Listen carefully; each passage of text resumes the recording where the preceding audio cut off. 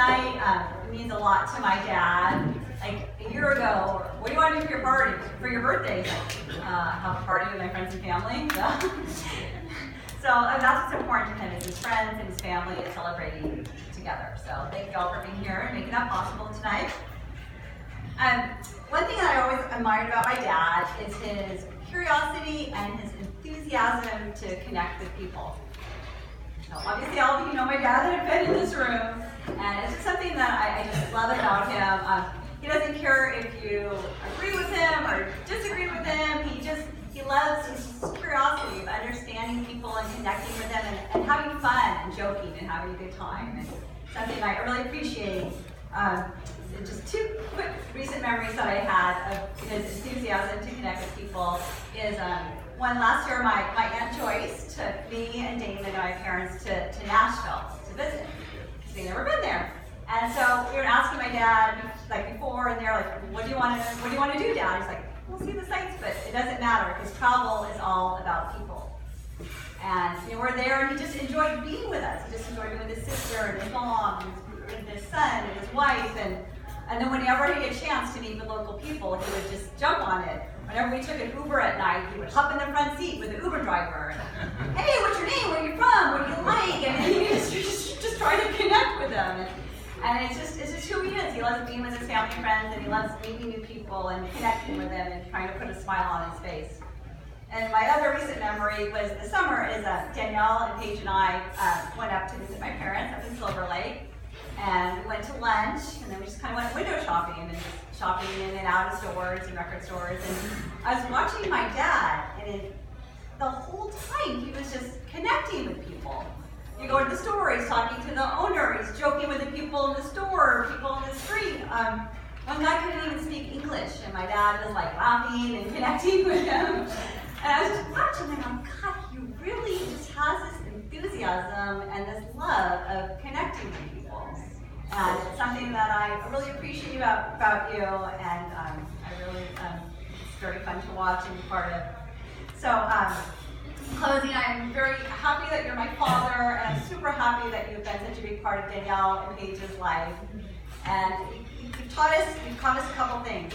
One, you've taught us to not take life or ourselves too seriously, which we definitely need that reminder for. You've taught us to go for it, to do our fear, which is something we all need encouraging for. And then most importantly, you've taught us to connect with people, because that's what it's all about. So thank you and happy birthday. And hand off my brother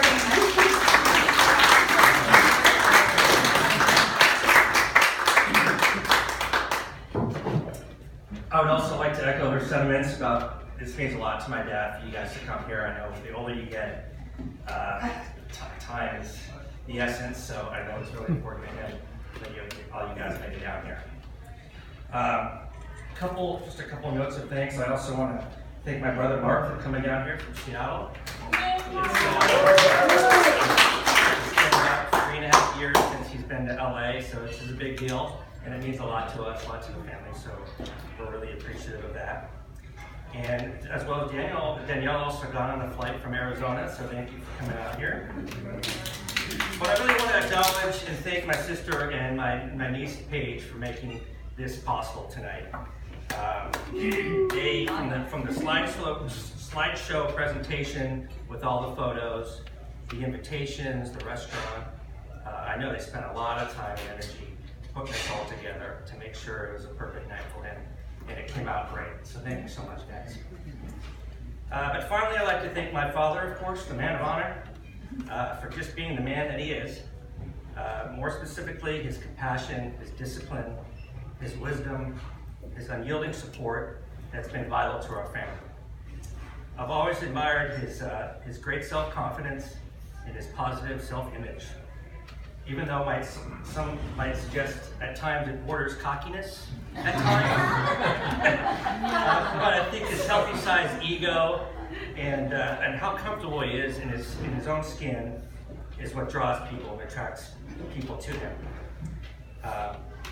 He's not considered to be a shy person, to say the least, or introverted, and he will, without fear, approach any group of people, group of strangers, any age, at a bar, a restaurant, a park. And what's crazy is you look over 10 minutes later, and each and every one of these strangers are like instantly captivated by some interesting, funny story he's telling, and are virtually hanging on every single word. So few people have that charisma and gift of gab. It's literally how he's made his living. He's helped a lot of people through the years with that unique gift, giving thoughtful advice and sharing lessons he learned through his remarkable life. He honestly enjoys trying to help others. Now that my mom and dad are in their 80s, technically tomorrow for my dad, he's still playing piano at the old folks' home, and my mom's still doing her weekly volunteer work, which she's done her whole adult life. You guys are truly amazing and quite the inspiration. But honestly, when are you going to slow down? I mean, half these people are probably older than you by now. I had dinner with my dad last Wednesday night, and we were talking about his birthday celebration tonight.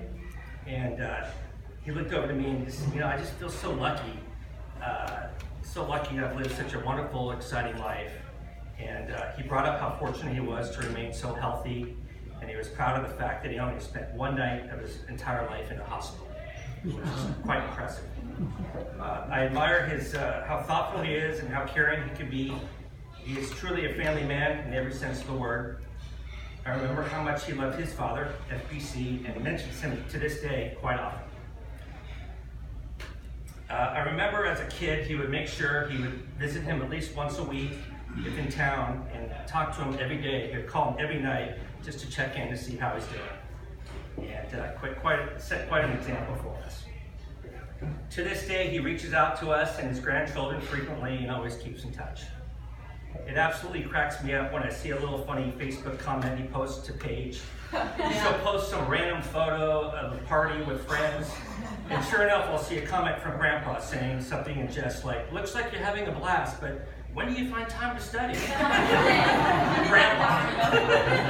I'm sure it might embarrass her at times to get public comments from her grandfather on Facebook, but I bet she loves it nonetheless and wouldn't have it any other way. And they're very close. Both you and Mom have been truly an amazing role models to all of us. You taught us the importance of honest and hard work, as well as the value of having a good time as well, with friends sharing good discussions and laughs. My dad absolutely cherishes the many amazing friendships he's established through the years, many of you here today, and is as loyal as a friend as it gets. He loves talking sports, politics, or just shooting the shit on whatever topic with friends and family, always yearning for a challenging back and forth dialogue. He's traveled much of the world and has seen and done as much as one can in his 80 fruitful years.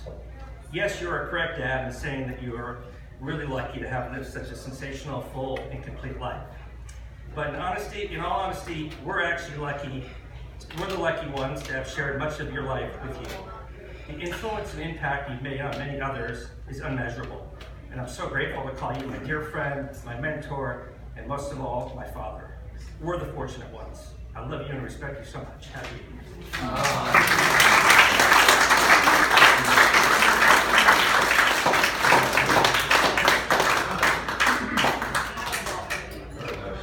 Yeah, that was great, Dean.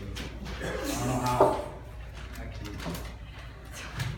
Got a couple little things here to say. First, you know, I was adopted by my mom and my dad when I was 3 months old. From a family that was a Catholic family. I grew up in the most wonderful houses. We had everything. I mean, as far as I was concerned, looking at it from a different perspective. And I was always loved as a Curran. And I've always felt in every way, being a Curran. I was adopted, and who knows where I would be today, and I just want to thank you guys for giving me the life. I mean, I went to cotillion I learned how to eat. I learned how to ask a lady for a dance. You know, I mean, I did these things, and you know, and it was great. You know, I mean, that was at the Riviera Country Club. So I got to do a lot of the things that I never would have been able to do if a situation came up. So first of all, I just want to thank you guys for, you know, going to an unknown place with your love. You know, nobody knew what was going to happen if you adopted a child, and you guys just, you know, went into it very open, and I really couldn't ask for anything. So what else do we got here? We're getting old here.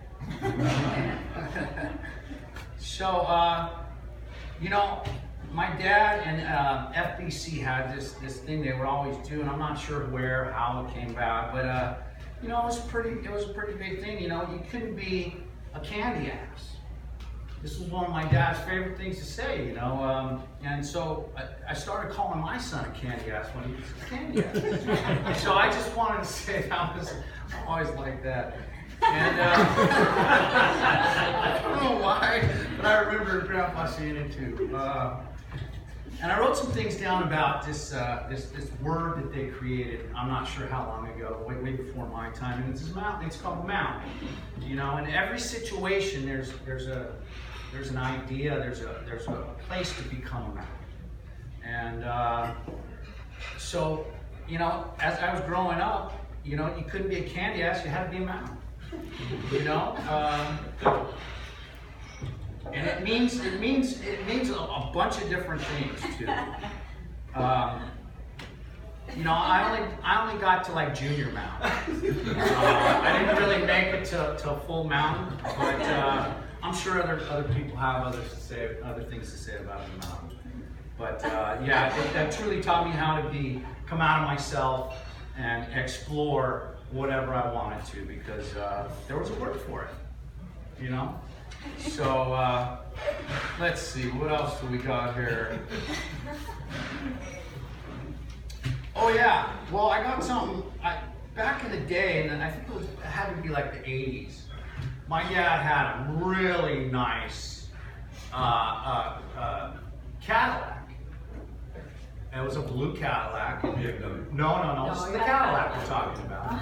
BMW is another story. I'm gonna hear in a second. Well, anyway, he had this Cadillac, and we had this really crazy hill to go up in Bond Hill House. And so he put this hydraulics on it. So every day at school, he would forget to put down the hydraulics. So we were driving to St. Martin Tours on Sunset Boulevard. We'd drive in there, and it would be hiked up like a Cholomobile, like the old Cholomobiles. And I got teased for that every day.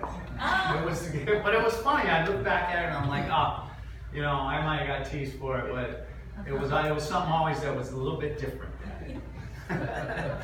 So anyway, that was always a good time. Let's see, and you know, and about the BMW, Dad. You know, I borrowed it a couple times without you understanding, but I always did put it back in the garage. You know, not always perfect, but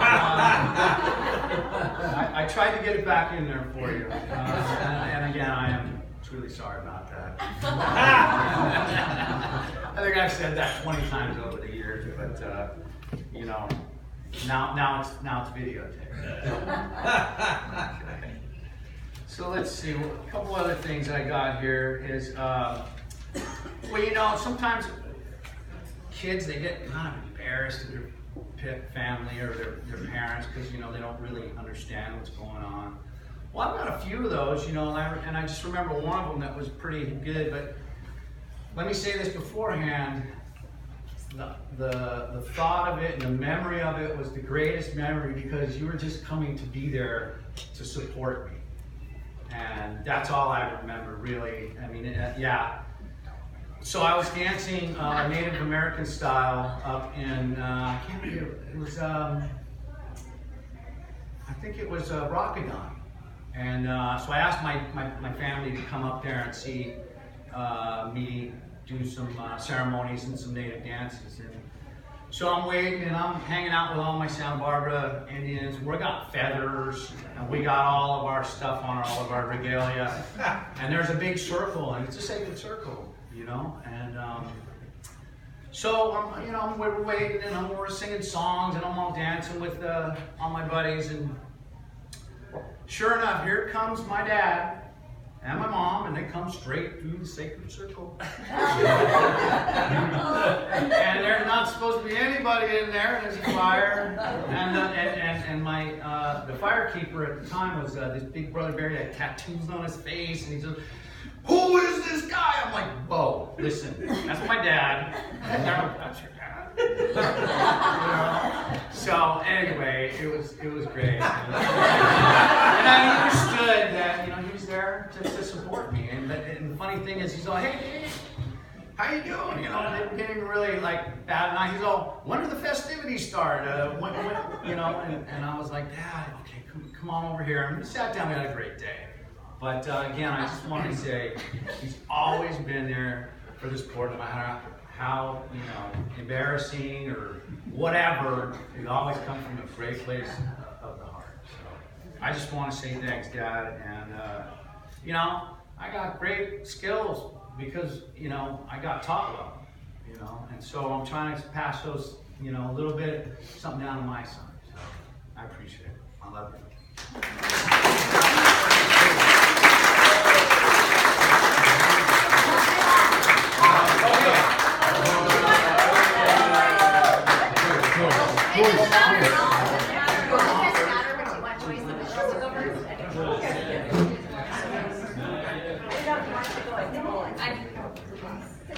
Are you starting with the original Currans? Okay, for those who don't know me, my name is Joyce, and I'm the only girl in the Curran family, the original Curran family. I have 4 brothers that were all quite different, and Don was the most extroverted. I think he took after my dad the most that way. Those of you who know my dad know he never met a stranger either. Okay. Here are some of the things I admire most about my brother Don. Number 1, he's fun. As any of you who have celebrated many, many, many St. Patrick's Days with him through the years can attest. He's smart, and he's an entrepreneur, and has had many business successes. One of my favorite traits is that he's family-oriented and sentimental. He's always been protective of me and very kind to my dad.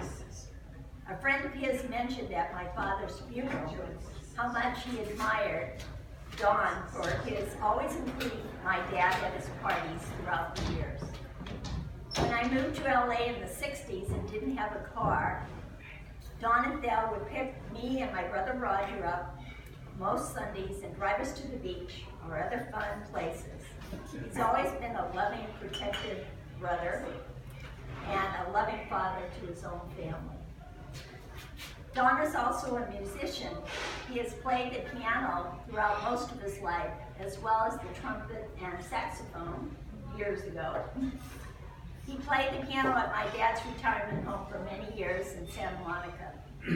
My father just beamed every time he played. He was so proud of you. He has continued to volunteer in my father's honor at various senior living homes for the past 21 years since my dad has passed away. Don is loyal to many of his longtime friends, some of you who are here today, to celebrate with him. Keeping in touch takes a lot of effort, but he's always made that effort. He's a problem solver and gives good advice. I remember when I thought I might have to drop some classes I was taking years ago when I broke my knee. I couldn't drive my car with my injury, and I lived alone, so I didn't have anybody to help me. He suggested that I ask some of my classmates if they were interested in making some extra money by driving me back and forth to my classes. I immediately found someone. What a good idea. This person was also very happy because I had a handicap sticker and she could park closer to her classes. So it was a win-win. Of course, no one is perfect. A childhood friend of mine still remembers taunts of Elaine the Pain from my brothers. Her name was Elaine. We'd go, Elaine the Pain, and she'd run home crying. She'd be back in 5 minutes. And she said that Donnie was the worst. She still calls you Donnie 50 years later. He also chased me with a snake, at least on one occasion when I was a kid. Although in his defense, it was a harmless garden snake. My brothers loved to tease me as a kid. I didn't like it, but it wasn't done because they were mean. I don't think. So Donald David Curran, I love having you as my brother, and hope we have many more birthdays to celebrate for the future. I love you.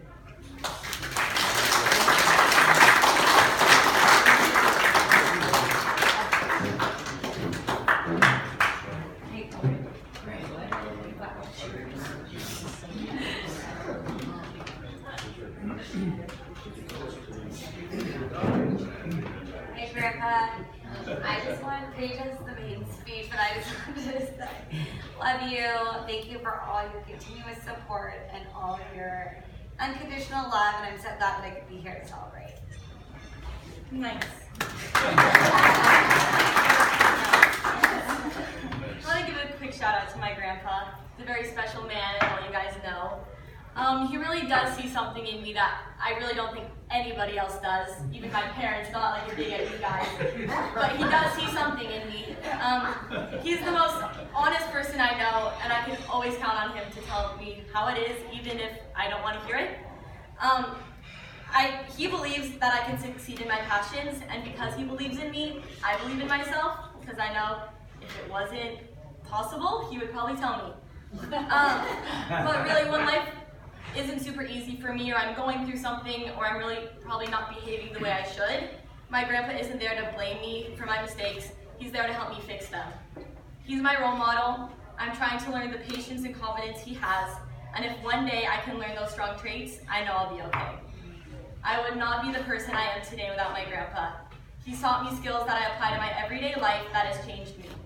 He's taught me the power of positivity and believes in me more than anybody else in this world. I'm so blessed I've gotten to have my grandpa my whole life. You've changed me into the woman I am, the good parts, and I really thank you for being my biggest fan. I love you.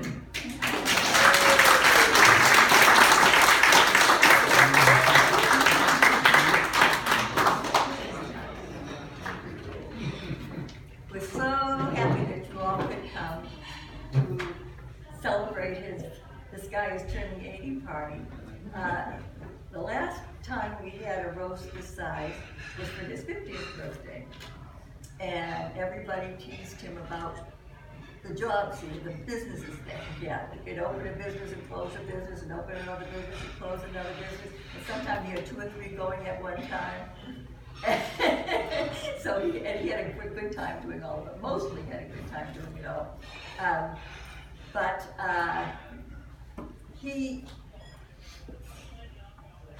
I'll tell you a little bit about our place in Silver Lake. We haven't gotten back there as much as we thought we would, guys, because it really is quite a jaunt. But we have a nice little house, and it has so many memories because we bought it 50 years ago, over 50 years ago. So I got 2 of my 3 children while I was in that house. And being in that house now, and I'm in the same bedroom, in the same bed, and I have all these memories of these kids, and particularly Michelle was the firstborn, and I think of it often that I'm in bed, and she first learned to crawl out of the crib, and we'd hear her trying to get out of the crib, and then she'd go down, and there was one step to go up, and she'd go up that step, and she had to go by the staircase, and then there was another step to go out, and she'd toddle into our bedroom and pull herself up with the blankets every morning, and we'd wait for her to come, and we'd look for her little face, and it was all those stories that we had 50 years ago. sharing on in this house, which is wonderful. So we're really enjoying it. It is between downtown and Hollywood, so there's lots to do, and we're doing lots of it. We still see all the movies we used to see, but we're also going to plays and live entertainment. We've got great friends, and they invite us old fogies to their parties, and it's wonderful. So what Dawn and I decided is when we stop having so much fun, then we'll come back. And we're happy to know that we have all these nice friends to get reacquainted with again, and of course to be near our family again. So now you're going to come up, Dennis is going to take over.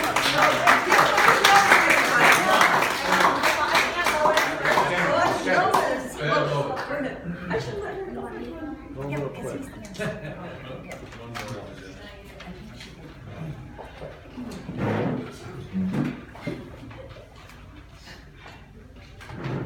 Well, who am I? I'm a former sister-in-law, and Dawn and Phil, when I got married again, looked to my husband David as their brother-in-law. And we've start right. But we've always remained family. Everybody's having trouble hearing you. We can't hear you. Mic dying. Put it up. No, it's not on.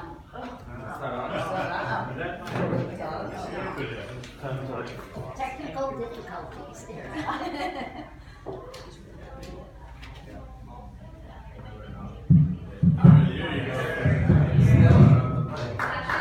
Can you hear me? Oh. So we've always remained family for all these years. And I remember one time we were somewhere and Don introduced me as, David is his brother-in-law and sister-in-law. He says, God, he only thought Don had one sister.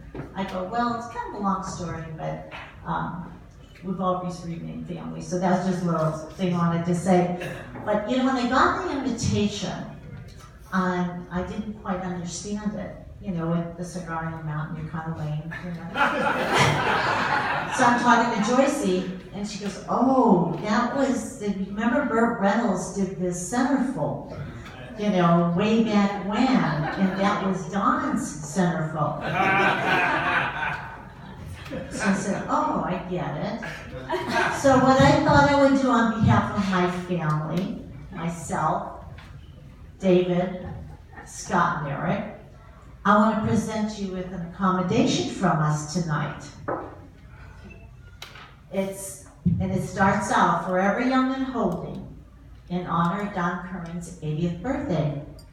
This accommodation is being presented to Don Curran, Big D, by the Curran and Klein family for putting his best effort forward in trying to outdo Burt Reynolds' very sexy Bear It All on the Bearskin centerfold spread that appeared in Cosmo magazine in 1972. Although you did not make Cosmo magazine, and we are not sure when Don's Bear It All on a bearskin was done, we heard through the grapevine that the centerfold was picked up by Family Circle magazine and also magazine many years ago. Sorry, copies of the magazine are nowhere to be found in existence today.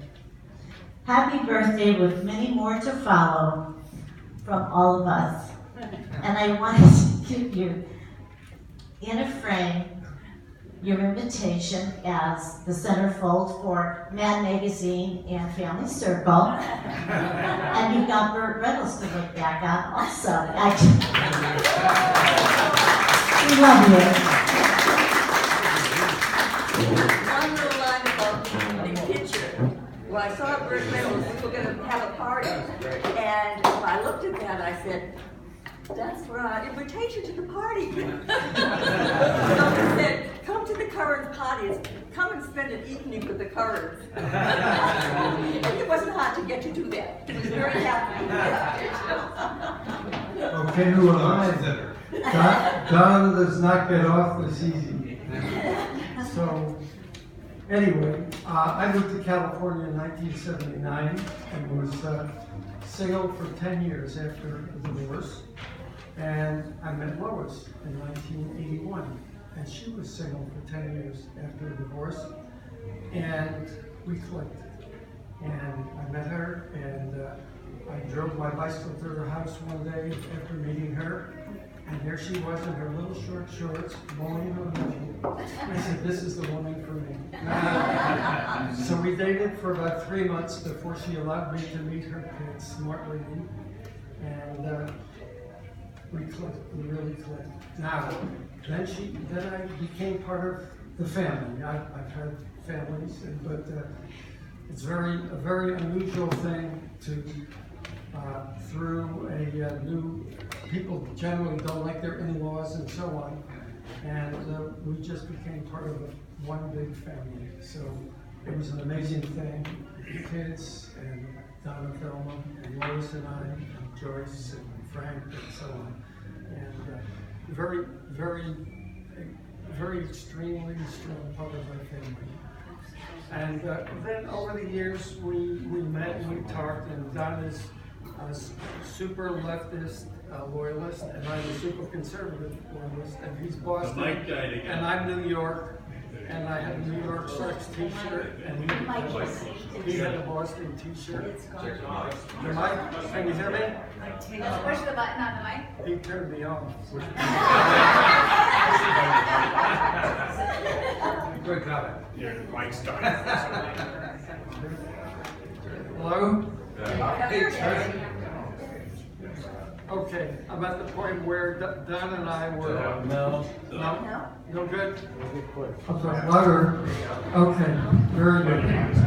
Anyway, we always had very exciting get-togethers, discussing politics, discussing sports, discussing the end.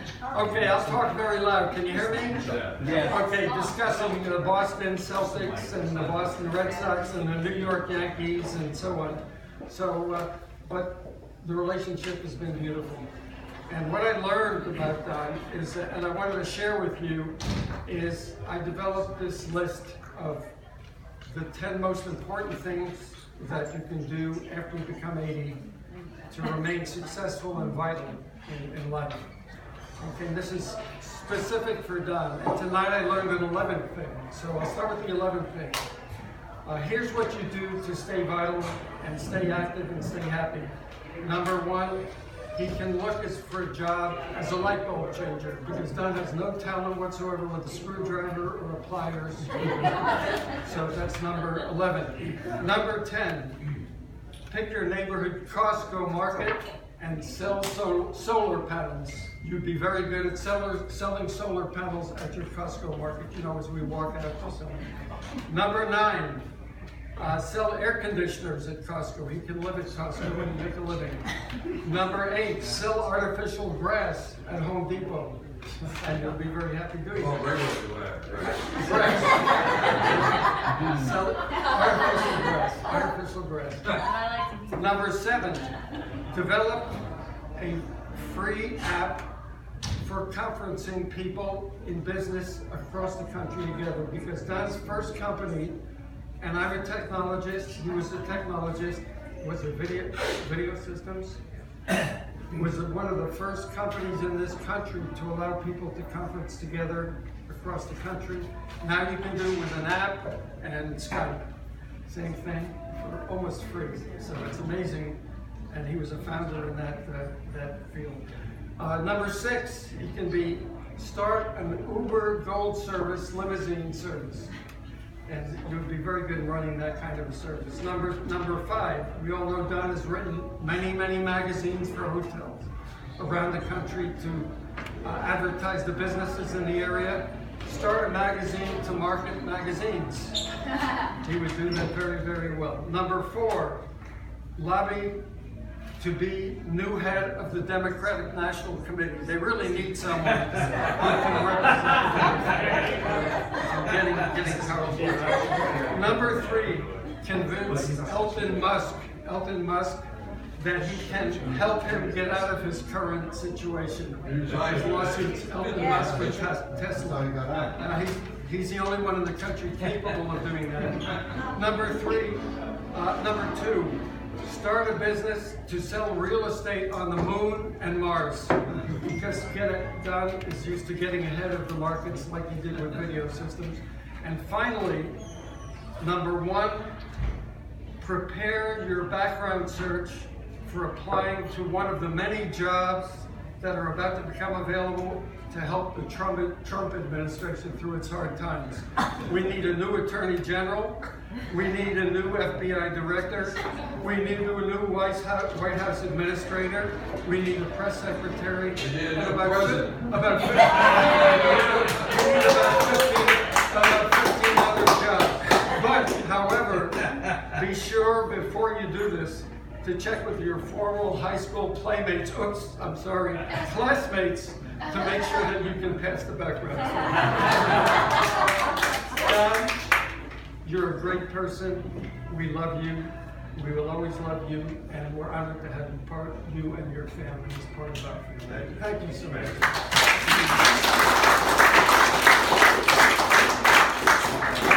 Dennis, where's Dennis? Dennis, you're up, Dennis. Dennis, we're trying to put a new battery in before Dennis. Thank you, Diane. Your battery? Cutting out.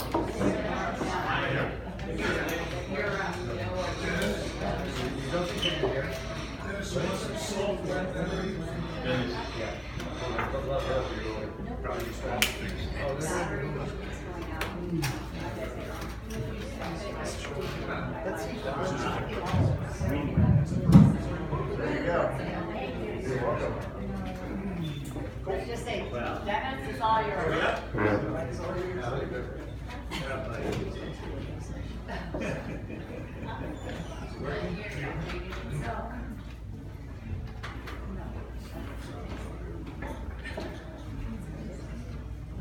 Talk about his old guys. And the winner is? Can you hear me? Yes. Can you hear me in the back? Can you hear me in the front? First of all, I have to tell you that I have never ever in my life heard such accolades about a man that I knew or thought that I knew. So now it's my turn. And so the friends of Don Curran are going to have their say. And I must say that I really, really do appreciate everything that has been said so far tonight. So look at this. This is an invitation that I received in my home. In front of my wife. And there's a history here that a lot of people don't know about. And I will just discuss it just briefly because I have something to say concerning Don and our evening tonight. But this picture was taken several years ago. The times were really tough for Don. And so he showed me the picture and he said, I'm going to send this to a gay magazine.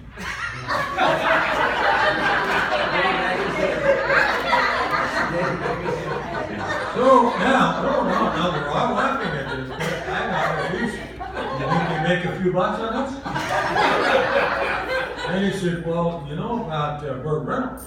You know how much money he made? Yeah, I really didn't know. You know, it was really kind of a surprise to me. And I thought, well, you think he made a few bucks on this? He said, yeah. So he sent it in. And I gave Don a lot of credit for doing that. But even more than that, I don't know how he sent this picture out without the recheck stamp that was several years later. So that's something that I've always held close to my heart. I was just so impressed with that. Oh, Don, there you are. You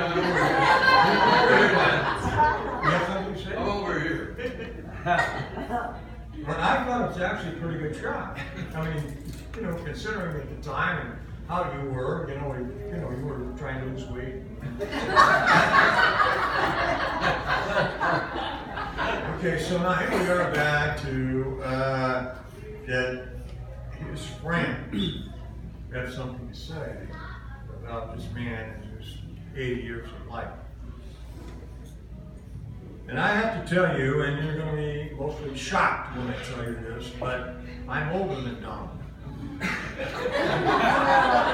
Not by much, but when I had my 80th birthday, Don gave a speech.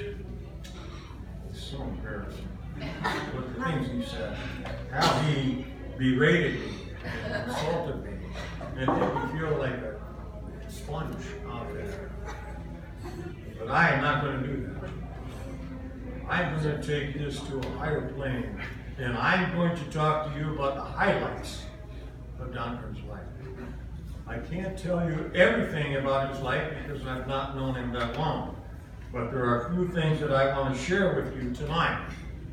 And I traveled with Don, I drank with Don. I know Don pretty well, and I can only tell you this. He's a man of very, very, very high caliber. Very high caliber. Some things, maybe he's a slight caliber, but he's very high caliber. And I thought the first thing that I would do is that I would go to his bride, and I would start my search there.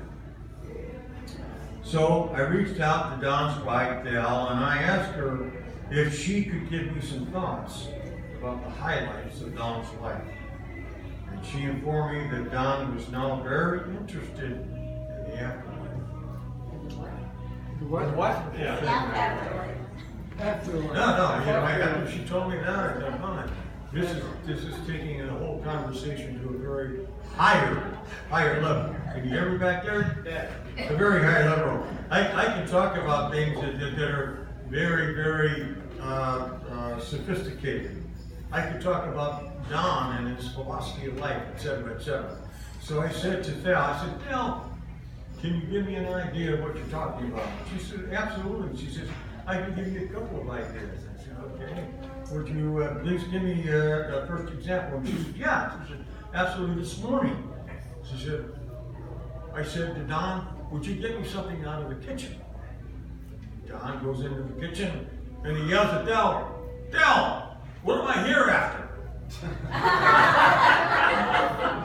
said, not too long ago I sent him up to do something in the garage. And pretty soon he said, hey, Del, what am I here after?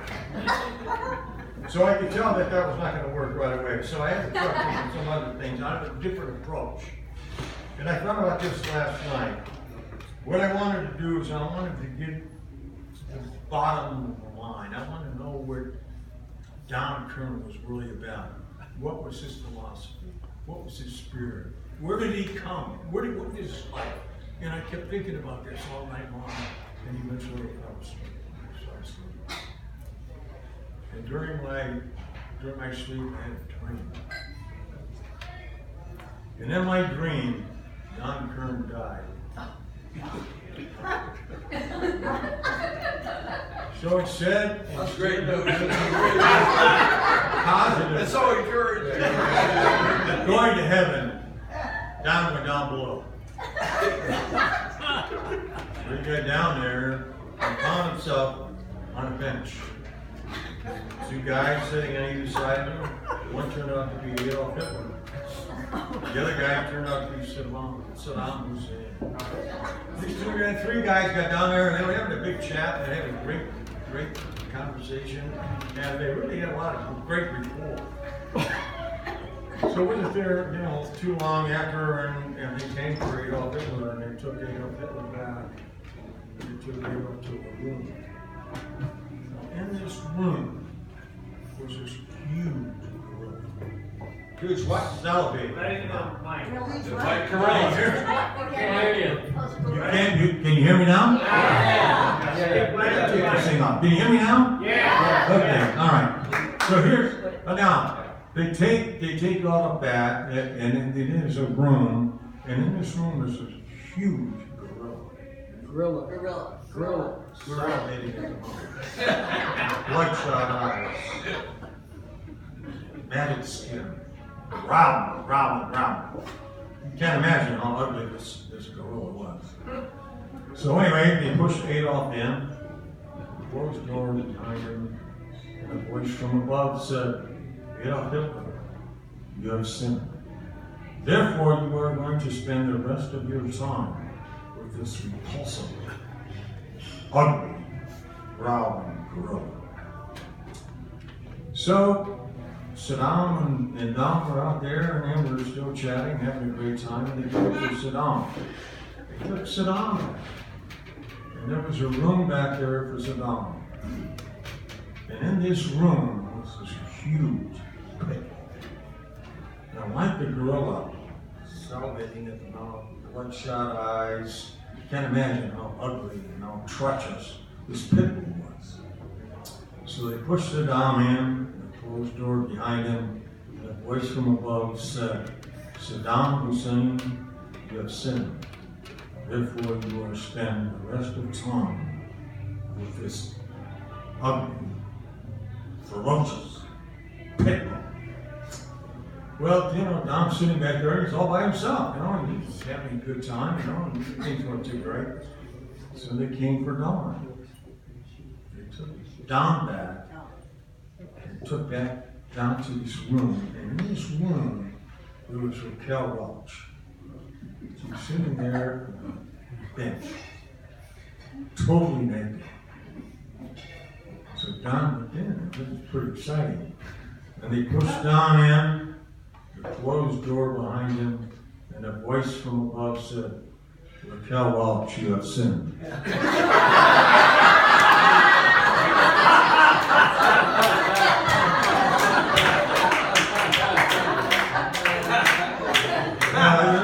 That's kind of an exciting story, but I must tell you, in all essence, I've talked to his friends, and we want to take a real positive approach.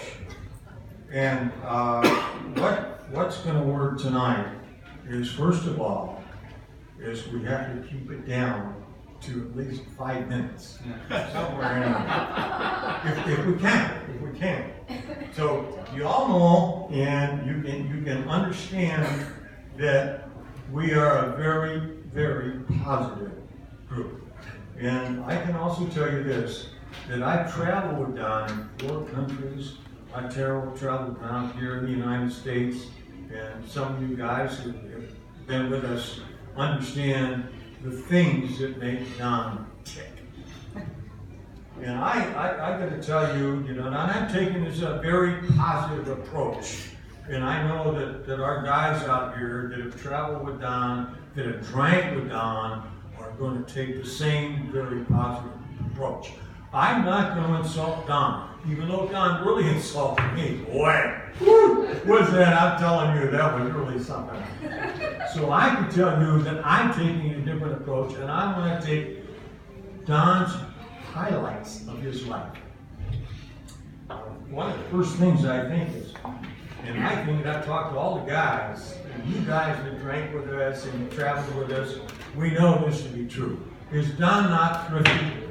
Is he a thrifty man? Come on, I want to know, is he thrifty or not? Is he thrifty? He's very generous. Now, I'll give you just a little example.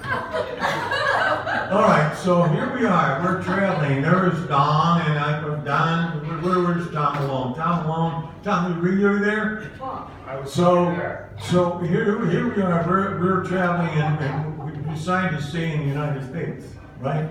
Okay, so Don has fixed us up with we're down south, and we're down the Florida Keys. So we go to the Florida Keys, and Don has fixed up a room for us that is absolutely wonderful. Across the top, right? Okay.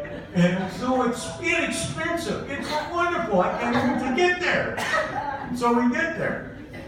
So now there's 3 guys, really handsome guys, men, and big, brawny guys. And we go to the school, we open the door, and I want to get bear in mind, as you open this door, there are 3 cots.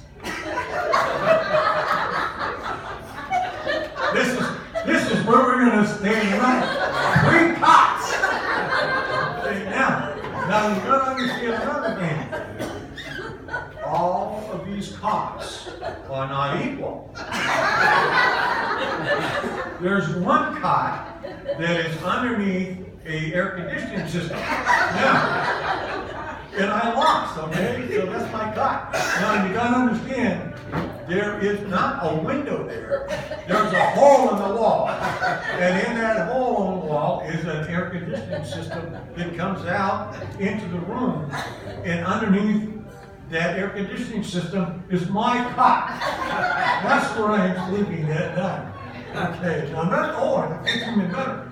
Because there is a toilet there, and even there is a some sort of shower. But you can't sit in the pot and close the door. So now bear in mind, I'm a disagree.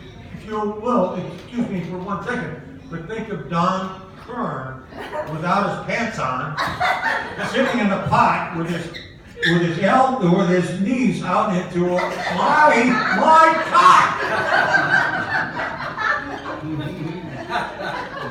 And that's the honest to God truth. Now I have said that we're strictly positive, and the highlights of Don's life.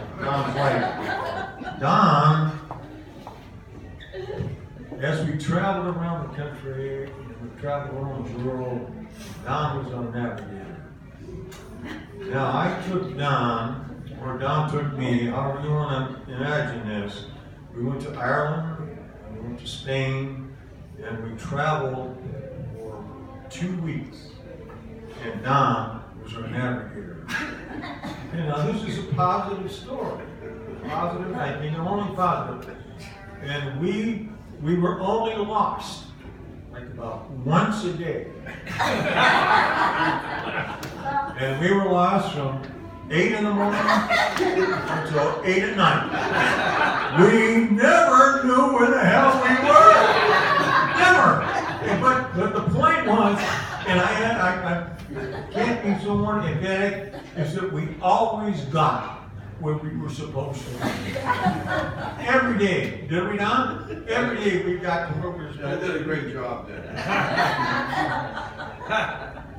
Now, there's a lot of times when Don's thriftiness and his never datingness all kind of approached, and they became one and the same. We were in Ireland, and we were in North Ireland, someplace, I swear to God, I don't know where we were. So we wound up, and we were in a fast food place, and we didn't know where we were going because we were looking for our VRBO. And so we're in a fast food restaurant, and I can hear Don, he's asking these people where his address was. And nobody knew. But there was a guy that was in the restaurant, and he said, "Hey, oh man, I can tell you where is that?" And he says, "Hey, you go up there, you know that big tree. There's a big tree up there. You take a left." Okay, so a big tree, and I'm driving the car because Don couldn't drive. At the time, he was having some equilibrium problems. So he didn't want to drive, so I drive the damn car. So, now I'm going to tell you something that you'll probably find hard to believe, and that is this. We went to the big tree, and we took a left. And Don, correct me if I'm wrong. The road was 2 ruts. And I mean literally 2 ruts in a mud-soaked pile of dirt. And we got on there and said, "Dang, Don, can't be this guy." Oh, yeah. That's what I mean. He was a navigator who believed what he was saying, and he drove me on. So I drove, and we're in this mud, in this dirt, and you could not, I swear to God, you could not get another car on the other side. You could not get into the bicycle on the other side of the road. And we kept going, and we kept going. And finally, Don says, "That's it! That's it!" And it was it. It was it. Where are we? And across the road was this huge old, you know, seen the old 2-3-story bombers? That was it. Looked like it was going to fall down. And over here was a house. And that was it. That was our VRBO. And it was a place we could go, we could drive our car in. It was all gravel on top of it. This is third class. This is really nice. And there was a fence here which we had to park our car there like this. Right across from the fence was a herd of cattle. Is that right, Don? Remember that? Oh, absolutely. Oh yeah. There was a herd of cattle in this place, and we stayed the night. Well, no, actually we stayed 2 nights. I got one more story and I got to pass it on because they get into this act. It was so much fun. And these are all positive stories now. Now, not one time did I say anything negative about Don and what he did for us.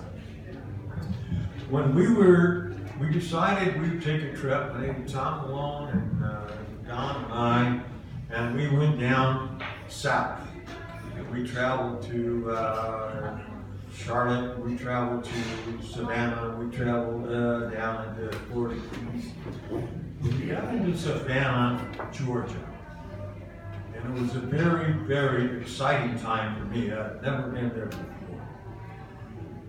And we were out, and Don decided that one of the shows that we should see down there in Savannah, Georgia, was a transvestite show that was in a bar, in a restaurant, whatever it was. And I'm very, very conservative. I, never seen anything like that.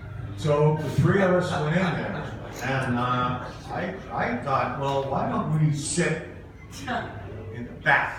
In the rear, where things were probably a little bit more sedate.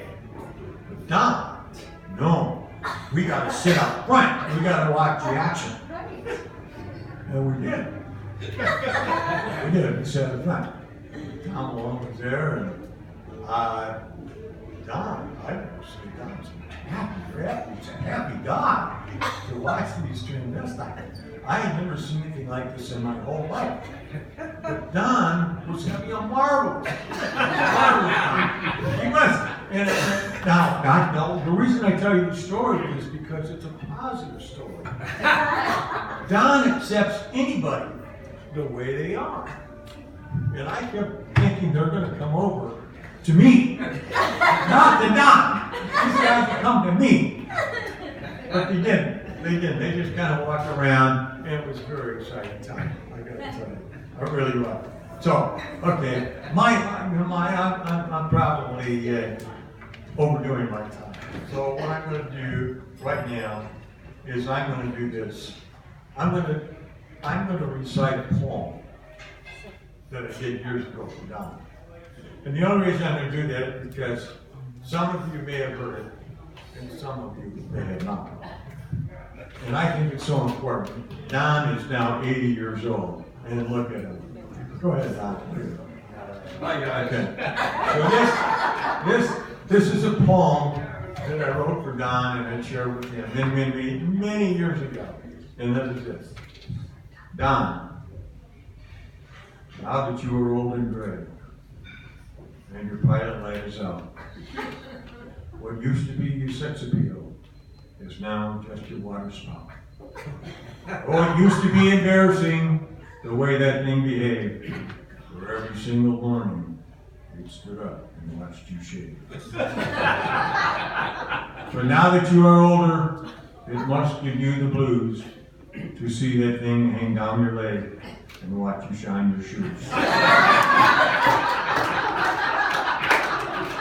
Okay, well, that's it for me. So I'm going to say,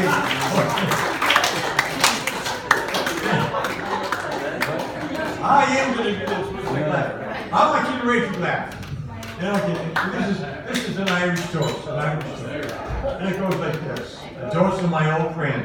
May your health and fortunes be like the capital of Ireland. Always Dublin. Okay, now, I'm out of here. Now, so I probably overdid my time. Yeah, you did. When Good job, good job.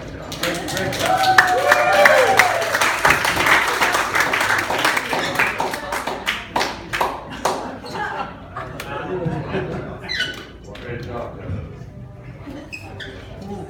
None of it's true, but great job. Well, there won't be anything positive in this speech. I'm not a public speaker, so I'm just going to read my notes as we go along. First, let me say that it's a privilege to get the chance to roast my good buddy Don Curran. And I'm not going to hold anything back. As you all know, nobody really likes Don. At basketball, tennis, and especially golf, Don is a pathetic athlete. His basketball buddies always refer to Don as the anchor. At golf, in order for Don to sink a putt, the cup on the green would have to be enlarged from the normal 3 inches to about the size of a manhole cover. Don once played a round of golf with Stevie Wonder and lost. Now this is a true story about Don. Don was playing golf with us a few months ago when he was completely oblivious to his surroundings, and he drove his golf cart over a steep embankment into a sand trap where it got stuck. Remember that, Don? The groundkeeper said he worked there for over 20 years and had never seen anything so bizarre. Before he met Miguel, Don always fancied himself as quite the ladies' man. But in reality, Don never really got any respect from any of the ladies. Don once asked a very close girlfriend if she would talk dirty to him during sex. So she phoned Don from a motel.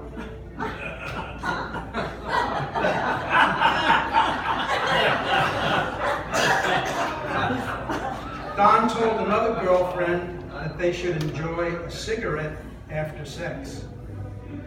Don smoked 2 or 3 cigarettes a month. His girlfriend was a pack a week. Not having much experience in relationships with the ladies, Don made arrangements to visit a prostitute. He rang the doorbell. The prostitute came to the door, took one look at Don, and said, "Not tonight, honey, I have a headache."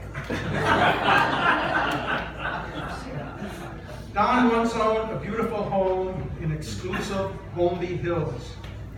It had a huge backyard with a large swimming pool and a giant sandbox. Don owned 2 beautiful cats. But it didn't turn out so well. There was a problem. The cats kept trying to cover Don with sand.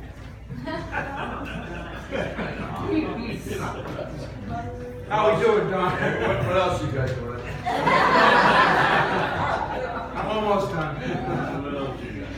Don always considered himself a musical prodigy, and he would very often generously volunteer his time.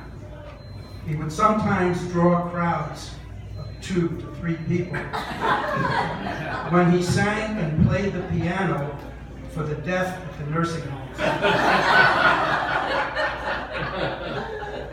Don has always been very active and opinionated when it comes to politics. Don worked relentlessly for the Donald Trump campaign and was credited with providing the Trump slogan, Make Russia Great Again. Marriage to Don could sometimes be a struggle. At times, he would really act weird. So, Phil made an appointment for Don to see a psychiatrist. After a thorough exam, the psychiatrist told Don the results indicated he was mentally unbalanced. Don said, "I want a second opinion." The psychiatrist said, "Okay, Don, you're ugly too." Since Don was always such an underperforming lover, Phil suggested he should get some help. Don then decided that when needed, he would take one Viagra along with his daily large glass of prune juice. That probably explains why poor Don never seems to know whether he's coming or going.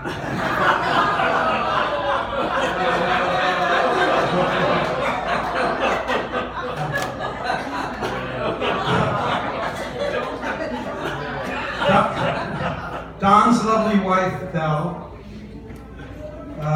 has the patience of a saint. After being married to a loser for over 50 years, she really deserves some sort of humanitarian award. So in closing, I'd like to get serious for a moment and say, Don, you're really a great guy. You've been a very good friend to me over the years. I think I can safely say that everyone attending here tonight really loves and respects you. I mean that. And I hope everyone here can be available when we get together to celebrate Don's 90th birthday.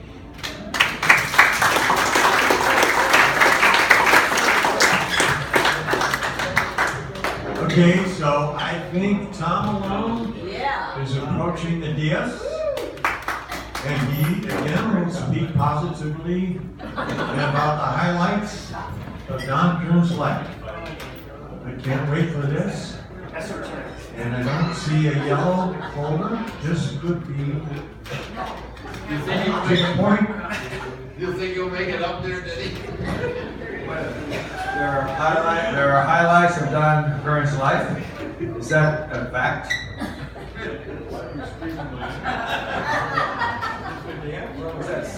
You guys got to think on that. You want to vote?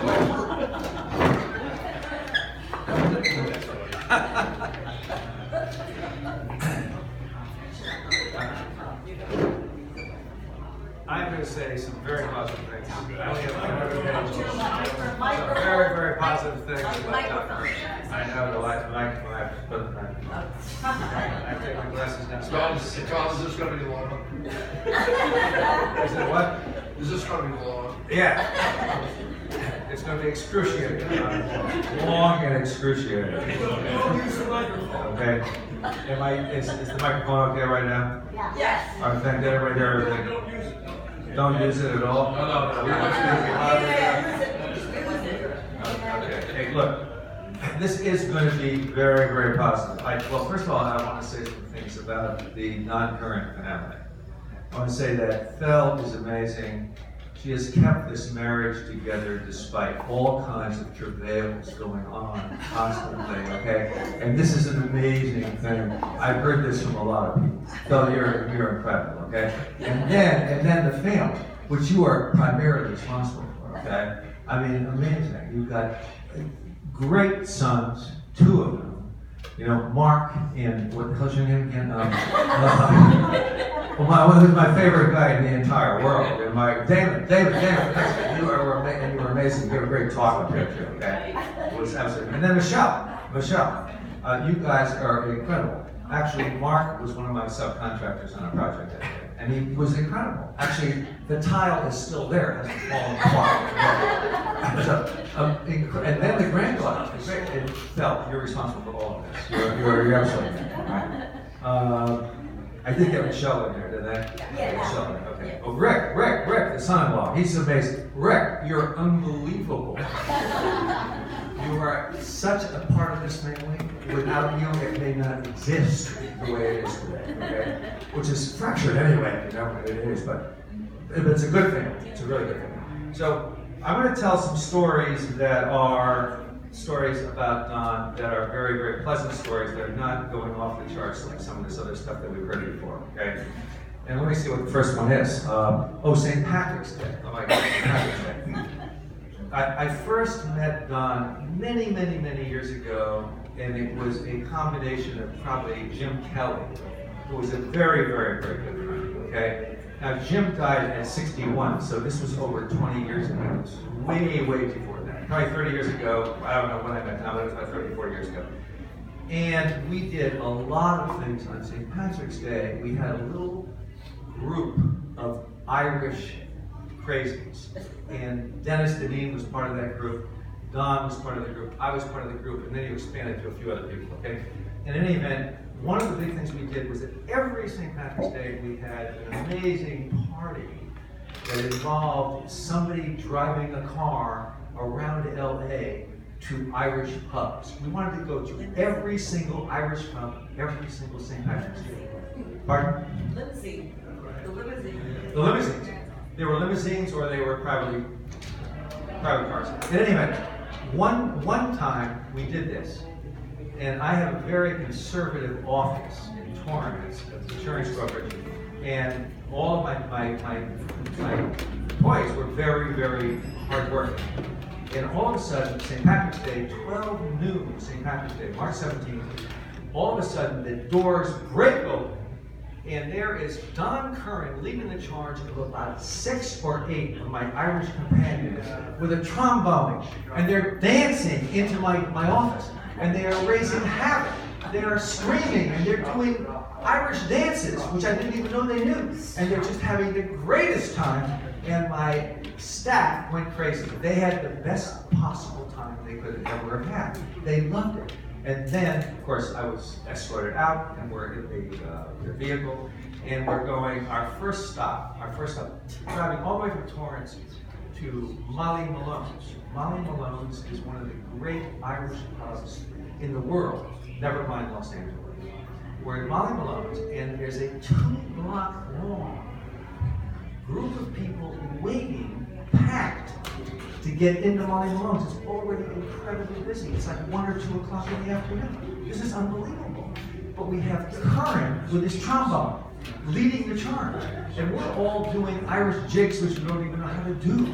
And it's Dennis Deneen and me and a group of all these guys. And we're charging in, and Don says, "We are the entertainment!" And we're going right in front of the line. We go right in front of the line. We're the entertainment, okay? And everybody just moved out of the way. They moved out of the way. The guy was checking the door. He didn't know we're the entertainment. What the hell we were, okay? And we're just charging in. We're doing little Irish dances. We're doing jigs. We're working around. And all of a sudden, we're in there drinking Guinness and Hennessy. And it's just having the greatest time of all, and all these people are waiting on the streets to get into that bar, okay? And then we continue to have fun until 3 or 4 o'clock in the morning. Whenever the bar's closed, and then we find a private party, and this was St. Patrick's Day. And it was year in and year out. And we have some other people here in the room, like Frank Unity, who was very involved with his Friendly Sons of St. Patrick. And we also have Dennis Deneen, who was a Friendly Sons of St. Patrick's Day member. And we would often go to the Friendly Sons of St. Patrick, also an amazing black tie thing. And then after that, we would pursue the bars, okay? That got over 10 or 11. That was sort of boring compared to what we did after that. And we'd go until the bars closed. So this is life with St. Patrick's Day, guys, okay? Now, I think my next thing is something that's already been covered, so I may just forget it. It's golf. It's golf. Oh yeah, it's golf with Don Curran. Oh my God, it's golf with Don. Golf with Don. This is hilarious. This is hilarious. You know, actually, Don told me one time he had a 150 IQ. That's pretty high, right? Do any of you guys know how IQs are figured out in the first place? But He claimed he had 150 IQ. Now, the fact is that on the golf course, he had about a 75 IQ. Okay? Don Curran did not understand anything about the rules of golf. He walked on everybody's line when they were trying to putt, where they could not make their shots without having a rigid hole in the ground. He did not know how to rake a trap after he was in the trap. But we've already talked about, and it was Glenn who said that he actually ran a golf cart into a fucking trap, okay? A sand trap. It was a fucking trap. Now, nobody in the history of golf, anywhere in the universe, has run a golf cart into a trap, okay? And there were 4 of us trying to get the golf cart out of the trap. And it was impossible. It was embedded in the trap. The thing dropped off at like 15 feet. If Don did not know what the hell he was doing, he didn't know what he was doing, he flipped, he'd be dead right now. We would not have this party for him right now, okay? So what we did then is we could not get it out. 4 of us tried, it was impossible. They had to go. We forced Don to make the phone call because he was the guilty party, right? And he called the clubhouse, and they brought out another car. Okay? They brought another car out, and the faces of the guys that did this were like, what kind of idiot is this? In any event, Don was the culpable person, and the rest of us just escaped the scene. And I think the cart is still there in that scene. Okay? And they did not find Don. I don't know, the car was probably ruined because of what he did. So we all agree that Don was a hopeless character on the golf course. Not necessarily a scorer. Actually, Don was a brilliant golfer. Occasionally hit a good shot. He had a good drive, a good shot off the fairway. He had no short game whatsoever, and he might actually get a birdie or a par, but it was total effing luck, okay? It was just unbelievable. It was luck. He'd get close to a thing, and somehow he'd suck a putt from 30 feet. And he'd get a par or a birdie. He'd win the hole. The next hole, he would get a 15, okay? And so this way, he retained a high handicap, very high handicap, okay? So he could win money with all of us. And he did this on a regular basis. He's actually a hell of a businessman. The last thing I think I have to do, wait a minute, wait, that was golf, hold on a second. Okay. There was something else I want to talk to you guys about. I can only find it on my 27 pages of notes. Here. Oh, yeah. It's another event. These are all personal events. I'm not making anything up. These are all personal events, okay? Things that are very important in our lives because we experience them firsthand. And this involves Eddie Collins, Don, Dennis Deneen, and me. And we are at a very famous pub, It's called Hercules. Anybody from Manhattan Beach, Hermosa, we all know Hercules. It's a pub. We hang out there, we drink beers, okay? This reminds me of, I can't tell you that. All right, anyway, we're there at this pub, and we're drinking beers. And we're having a really, really good time. It's like 4 or 5 o'clock in the afternoon. And then Eddie Collins, where's Eddie Collins? Is he here? Do you leave? Oh, there he is, right there, isn't he? And Eddie said, look, I have to leave. I've got to leave early because I'm having a birthday party tonight. And we said, really? You're having a birthday party? And Don said, well, what's the deal? What's the deal with the birthday party? He said, my wife, Taffy. There's Taffy right there in the black outfit. Taffy's really pretty amazing. Could you say hello, Taffy, to the group? She's part of this, okay? She wasn't part at that point, but she became part. So Taffy is cooking this amazing dinner. It's gonna be filet mignon with all the trimmings. It's gonna be fine wines. It's gonna be amazing, and it's for us and for our family, our 3 kids and their wives or lovers. I can't remember which the combination was. And so Don says, look, we want to be invited. And he said, no, it's a private, personal party for the family. It's very, very important. You can't do this. And Taffy's probably cooking right now, cooking their thing. And so he said, I have to go home, all right? And so Don said, I just want to tell you right now, he said, this is pretty miserable approach that you're taking, not inviting us, your really good friends, to your birthday party, okay? Despite the fact that it's this family party. We don't care. We just want to go to this party. You can't, I'm leaving. Boom, he's gone, he's gone. So we drank for about 1 or 2 more hours. We know we're not invited to the party, but we're very hungry at this point in time. We drank a lot of beer, Guinness, whatever that we had. And then the 3 of us said to each other, Don, myself, and Dennis, we're hungry. Doesn't filet mignon sound very good to you guys? And we said, yeah, filet mignon sounds great. Look, why don't we just go to the party, okay? It doesn't make a difference if we're not invited. So we leave for the party, so not an hour or two later, and we arrive at their home. And we go into the garage, we have to sneak in because we don't want to actually go on the front door because we'll get rejected probably by Eddie or one of his kids. And so we sneak in the garage. And we go walking into the garage, and Don says, brilliant statement on your part. This is one of the smart things you've ever done. You said, we don't have a present for Eddie's birthday party. Come on! We have got to get a present. And we're discussing, can we go out and buy a present? Do we have enough time? No, we can't. So we're going around the garage and we see a golf bag in the garage. And it turns out it's Eddie's golf bag. So we take the driver out of Eddie's golf bag, we take the cover off, okay? And then we need something to wrap it up. So we went another floor up and we find a bathroom and we got a towel. We wrap the driver in the towel, okay? It looks very attractive in a towel, not a typical wrapping, but this is what we have. And then we go up to the next floor, and we meet Eddie. And Eddie would say, hey, we're here for your party. And Eddie has shocked look on his face. What are you guys doing here? You weren't invited to. And we said, but Eddie, we need to have the filet mignon. We need to see what your fabulous wife is doing for this party. And so he said, okay, I'm going to take it in the kitchen. So he does.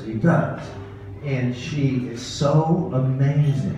Kathy is just unbelievable. She said, I think we have enough steaks, even though he's invited us as the disinvited guests. And we have enough steaks. And we have booze, and we have everything. And we'll make a very, very nice rib. This was amazing. Now, Eddie's now the enemy of the people because he did not agree with all of this, but he went along with it in a way. Eddie, you're okay. You are okay. And so we have this amazing meal. We have gin drinks, we have scotch, we have Irish whiskey. Then we have fine wines, just like Eddie promised earlier at Hercules, okay? And it's just incredible. And we get along with the kids. It's a wonderful party. And then it's time for the really important thing, and that is giving the gifts to Eddie for his birthday. And so everybody gives their gifts to Eddie. We wait until the last ones, and we are now ready to give our gift that we give him, the driver wrapped in the whatever the hell it was. Towel! It was a towel. That's what it was. Wrapped in a towel. So we give him that, and he opens this up, and he said, this is incredible. I can't believe you guys did this for me. And Don said, it's the least we can do.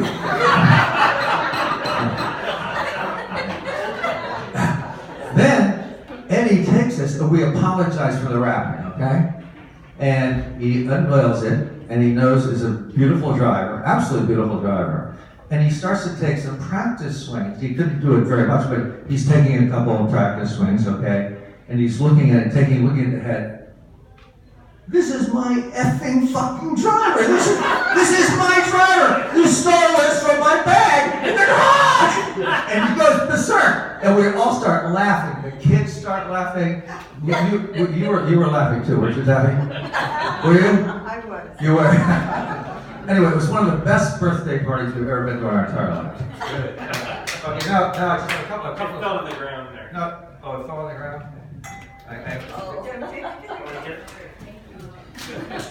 This is very complex. Okay, this is the final. It takes about 2 seconds. I don't go on to like Dennis Deneen for 45 minutes. And he's a great guy, isn't he? Okay, here we go.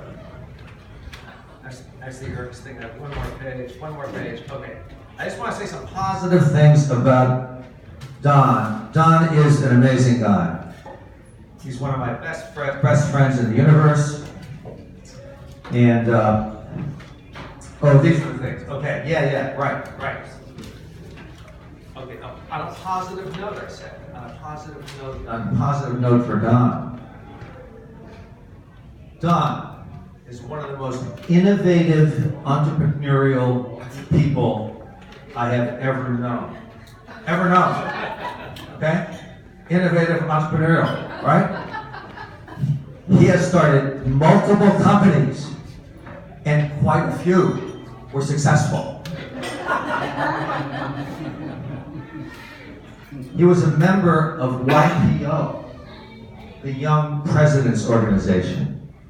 And this required men before the age of 45 to be able to employ at least 50 people as a president of a corporation. And they had to have at least $13 million in revenue. Now, Don exceeded all of this. This is a seriously positive thing. I cannot say anything negative about this at all, okay? Don was an amazing early success in his career, okay? But the name of the company was, I think, was Video Systems Company, Don? Video Systems Company, yeah. And Don was a world traveler. How many people have been, and I want to ask you if anybody has ever done this, has been to Cuba, and met with Fidel Castro? Yeah, sure, Phil has, with Don. Exactly, and nobody else has, right? Pretty amazing. He has traveled a number of amazing places in the world.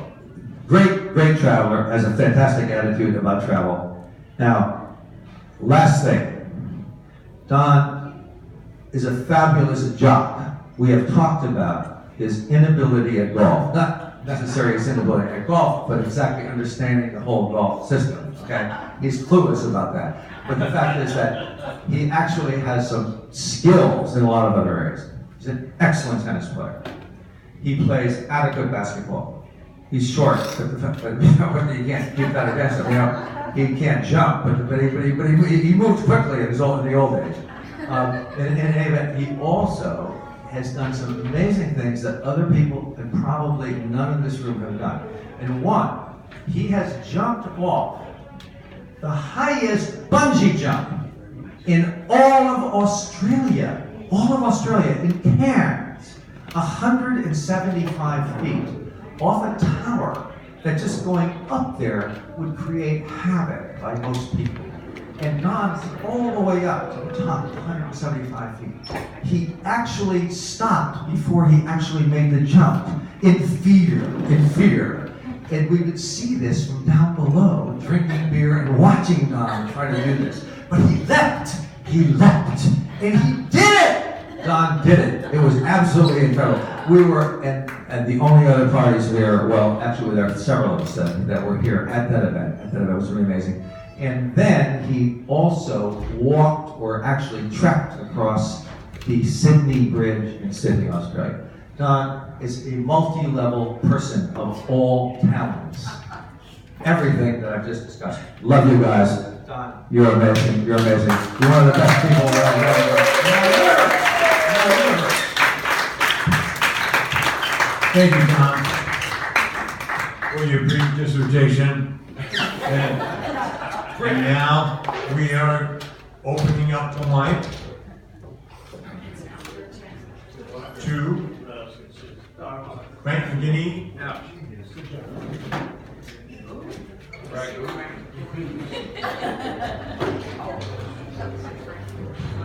I'll keep it short. I love the film. It was great. I just have a little poem for Don. And I have a little refrain, so you have to sing along with it. Let me put on my glasses and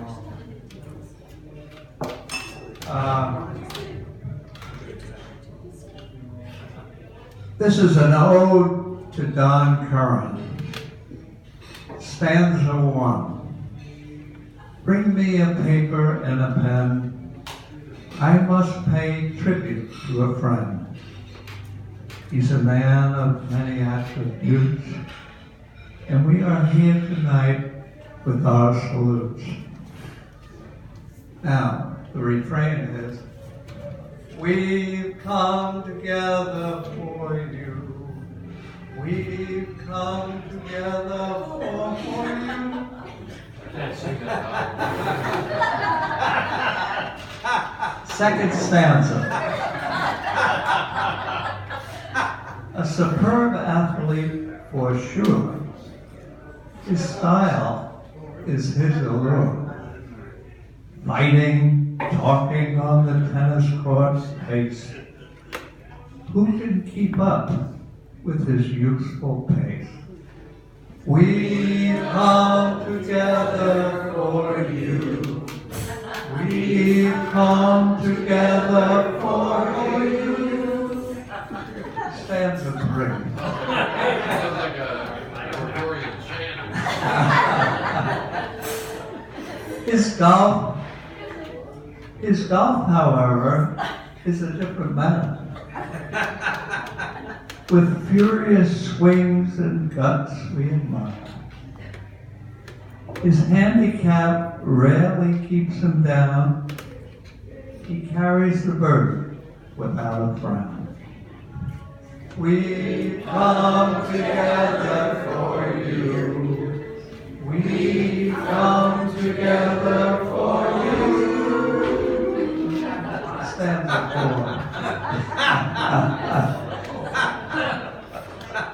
What fun it is to be here tonight.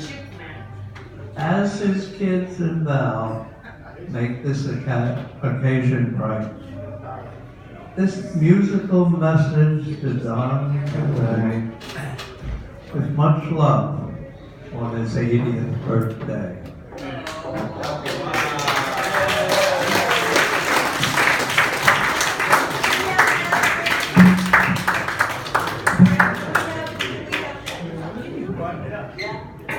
Okay, I know it can't be done, so who's next? A toast to roast, something is story. Well, I'll just add one while I'm waiting to hear from somebody out there. I know that there are a lot of people who want to say some things.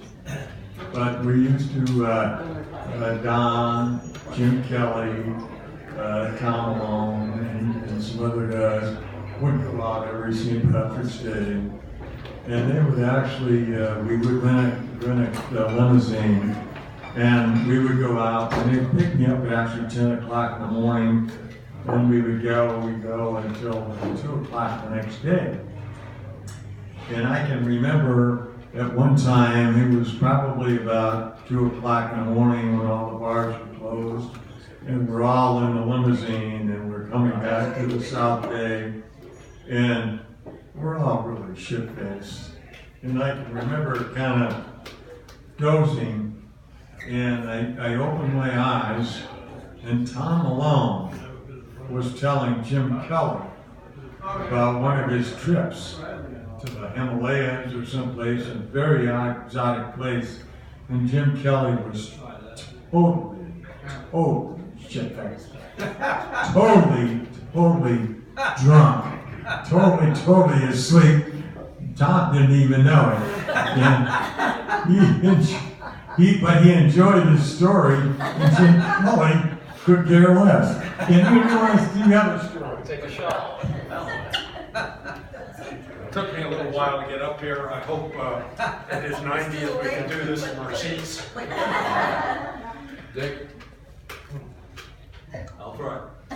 Okay, Don and I and our wives met in 1978, which doesn't seem like a long ago date, but that's 40 years. 40 years is almost like a lifetime with a wife.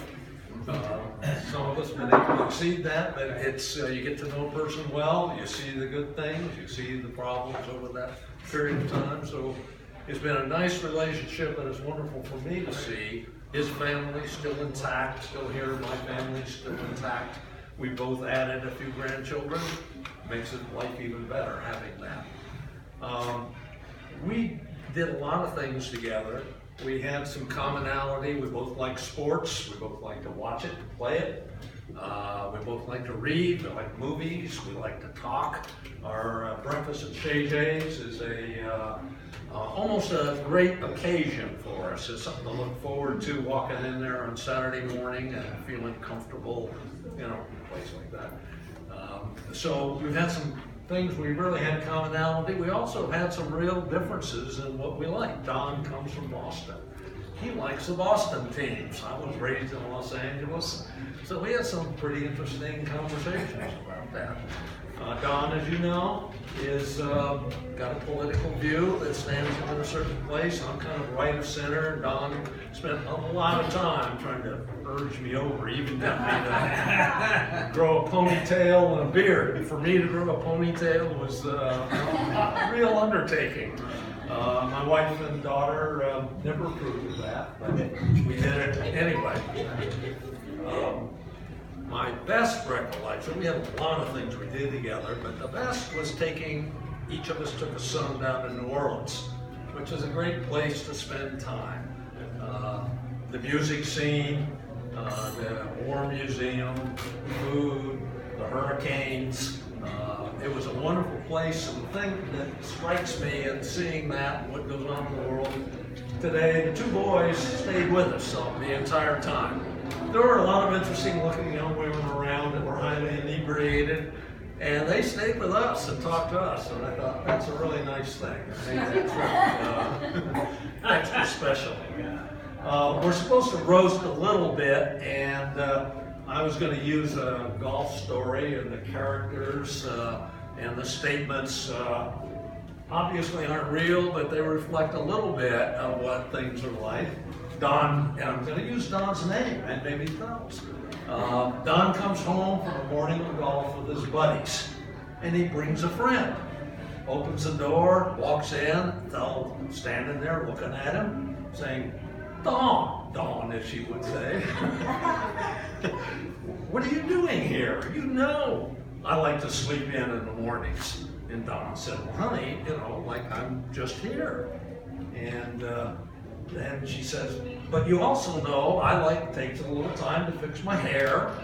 And why would you do this? What are you doing? And Dawn says, well, sweetheart, I'm just here, and please forgive me. I'm very sorry. I won't do it again. And she says, well, and it takes me a while to get dressed, and I'm just not ready for company. So what is this all about? What were you thinking about? And Dawn's now getting a little embarrassed and said, well, sweetheart, I'm just trying to do the right thing. She said, but what's happened here? Why is this happening?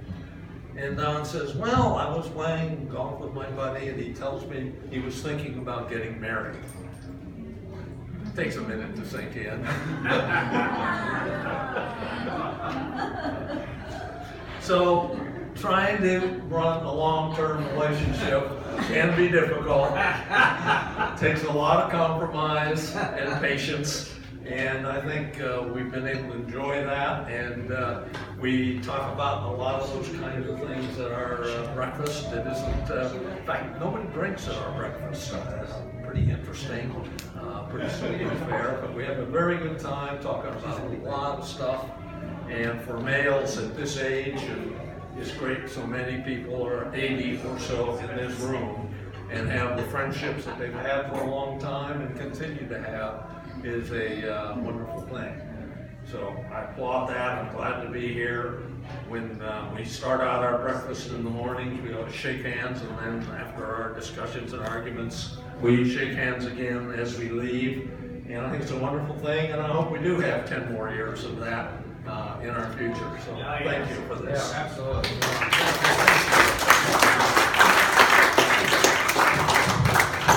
I'll be honest. Who's next?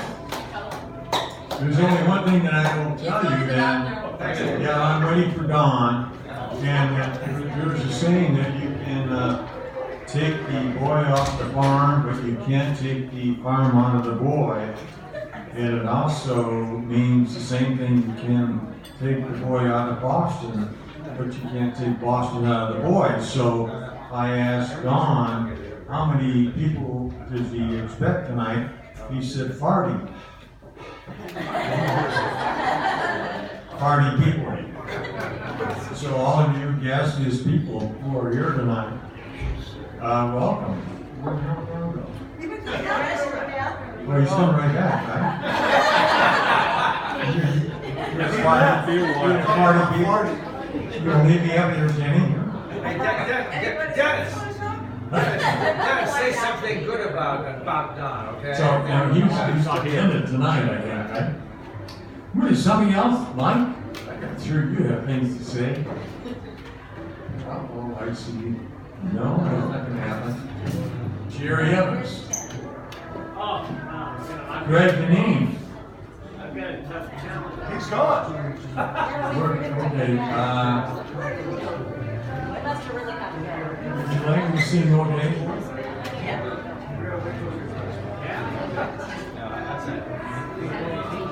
Amen. Are you done? Yeah, no more. You have nothing? Taking on. We'll wait till everyone's back and get this song.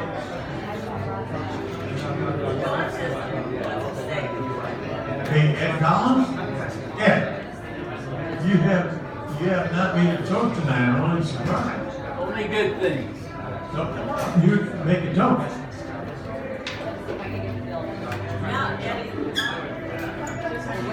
I can't toast and roast unless he gets back in the room. Good dream, impossible dream. Go, hey, that was great. That was the best thing you said all night. Go for it. Oh, sing us Oh, Johnny. Yeah, good. Acapella. The pipes, the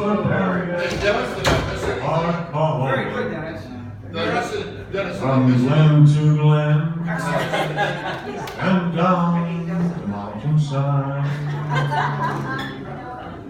The summer's gone, and all the leaves are dying.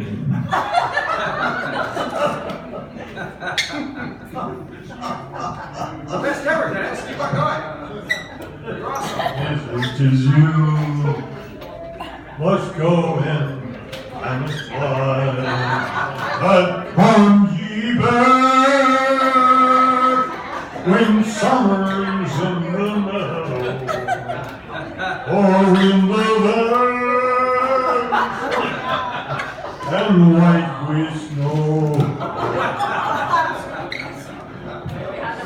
Hey, that's enough. That's enough. Okay, now thank God you're back. My lips, you buddy. All right. Cheers, Curran.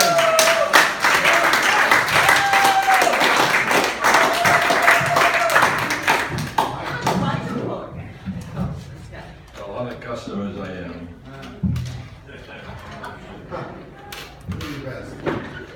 First of all, I want to thank Del, David, my sister Joyce, and Michelle. Mike, bring it. Mike. To your mouth. It's on? Okay. Yeah, there you go. Anyway, the guys who paid for this deal put this thing together, spent a lot of time. It's been a great night. Thank you very, very much. It was super. And another shout out to Paige, wherever she is, for the pictorial view of my life. That those parts that can be seen in Vic's company. You did a nice job sifting through the ones that weren't appropriate. And to everybody here in the room who, I mean, you're all invited here tonight because you're my friends, and family and friends. And you've all had a positive impact on my life. I know this is hard to believe, Glenn, but that even includes you. I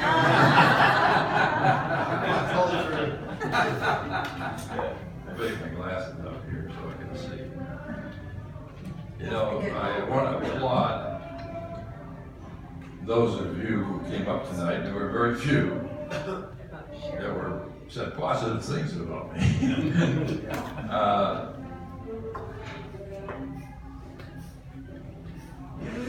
I mean, it's hard to follow people like Malone and Deneen and and others who said some things that were obviously not true.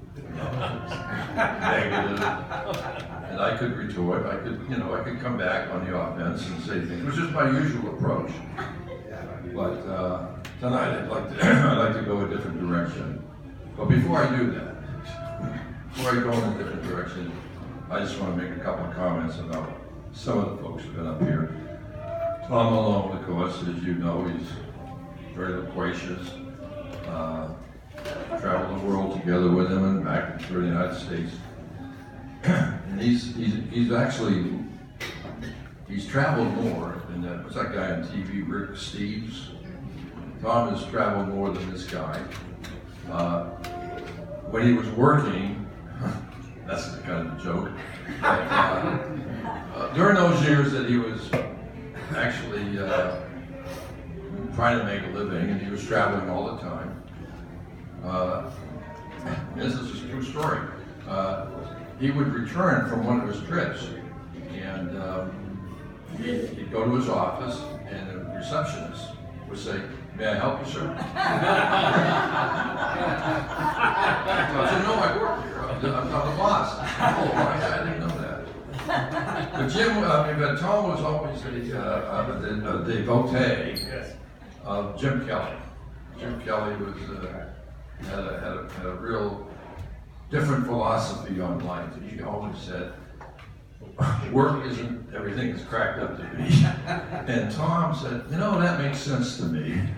And he's been a devoted follower ever since then. He tries to travel, half of the year or more. He's always traveling. He plays golf with us, but we only see him about once every month, 5 or 6 weeks, right, Ed? Yes. Yeah. The guy's always gone, and we're happy he is. It's a win-win. It's a win-win for everybody, right? Tom's away in the Himalayas or Serbia or something like that, East Africa or something like that. But Tom's been a great companion throughout the years. Denny, I thought he did a reasonable job tonight. What'd you think? More than average. It was very surprising. No, better than average, Denny. You're actually pretty good. A lot better than I thought.